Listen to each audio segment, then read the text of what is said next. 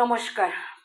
আমি এখন বানাবো চাল দিয়ে একটা রুটি, মানে চালের গোড়াটা দিয়েই একটা রুটির মতো করবো, বা এটাকে আপনারা চিলা বলতে পারেন, চালের চিলা বা চাপটি পিঠা। এটার মধ্যে আমি দিয়েছি একটু চিলি ফ্লেক্স, একটা প্যাকেট ম্যাগি পাউডার আর নুন দিয়েছি। আর তার সাথে আমি মেশাবো, এখানে আমি শুকনো নারকেল গ্রেট করে নিয়েছি আর লেবুর অর্ধেক আমি চিপে দেবো। আচ্ছা, এই চাল পিঠেটা না বাঁকুড়ার লোকজনরা লাউ গ্রেট করে দিয়ে বানায়, বা শিমটা সেদ্ধ করে সেটাকে চটকে মেখে এই চালের সাথে এরকম পাতলা করে মেখে বানায়। ওদের খুব ফেভারিট খাবার এটা।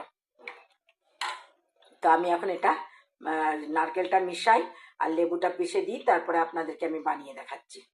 তাওয়াতে তেল ব্রাশ করে আমি এটা ঢেলে ছড়িয়ে দিলাম। আচ্ছা, এই চাল পিঠাটার জন্য অবশ্যই অবশ্যই আতপ চাল নেবেন, সেদ্ধ চাল নেবেন না। সেদ্ধ চালে কিন্তু উল্টাবে না। যে যেমন ধোসা করতে সেদ্ধ চাল মেশানো হয় না, আতপ চাল দিয়ে হয়, তেমনি এসব পিঠা করতে গেলেও সেদ্ধ চাল নেবেন না। আতপ চাল ভিজিয়ে আমি ঘন্টাখানেক আতপ চাল ভেজানো ছিল, তবে সে পিষে নিয়ে তারপর তার মধ্যে আপনার কাঁচা নারকেল থাকলে কাঁচা নারকেল দিতে পারেন, বা যদি লাউ দিয়ে খান যে কোনো সবজি দিয়ে খেতে পারেন আপনারা। বাঁকুড়ার লোকেরা যে কোনো সবজি দিয়ে খায়, লাউ, শিম, কপি একটু সেদ্ধ করে চটকে দিতে পারেন বা গ্রেট করে দিতে পারেন। যখন ভাজাই হচ্ছে তখন গ্রেট করেই দেওয়া যায়। চালের পিঠা হয়ে গেছে, নোনতা পিঠা যেটা, এটা আপনারা মিষ্টি দিয়েও খেতে পারেন যদি মিষ্টি দিয়ে খেতে ইচ্ছা করে। তো আমি ওপরে একটুখানি তেল দিয়ে দিয়েছিলাম, এবার এই তেলটাই এই তাওয়াতে লেগে থাকবে। এই দ্বিতীয় পিঠার জন্য আমি আর তেল দেবো না,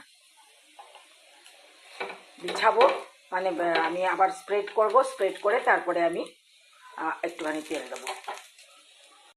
এই যে হয়ে গেছে চাল গুঁড়ো, নারকেল, ম্যাগি মশলা আর চিলি ফ্লেক্স দিয়ে বানানো নোনতা চালের পিঠে। এটা আপনারা যে কোনো সবজি দিয়ে খেতে পারেন। আমি বারে বারে বলছি, এটা বাঁকুড়ার একটা প্রসিদ্ধ খাবার। এটা আপনারা যে কোনো সবজি দিয়ে, লাউ, শিম, ফুলকপি বা বাঁধাকপি দিয়ে খেতে পারেন আপনারা। তো আর এই ফুলকপি আলুর তরকারিটা আমার বাড়িতে ফুলকপি আলু যেমন সবাই খায় সেরকম আমাদের বাড়িতে রান্না হয় না। ছোট ছোট টুকরো করে কালো জিরে ফোড়ন দিয়ে, টমেটো দিয়ে, কোনো মশলা ছাড়া, নুন, হলুদ, কাঁচা লঙ্কা দিয়ে আমাদের এই তরকারিটা করা হয়। তাহলে আপনাদের ভালো লাগলে আপনারা বানিয়ে খাবেন, বানিয়ে খেয়ে আমাকে জানাবেন, এবং অবশ্যই অবশ্যই কমেন্টস করবেন, সাবস্ক্রাইব করবেন। আসি তাহলে, নমস্কার।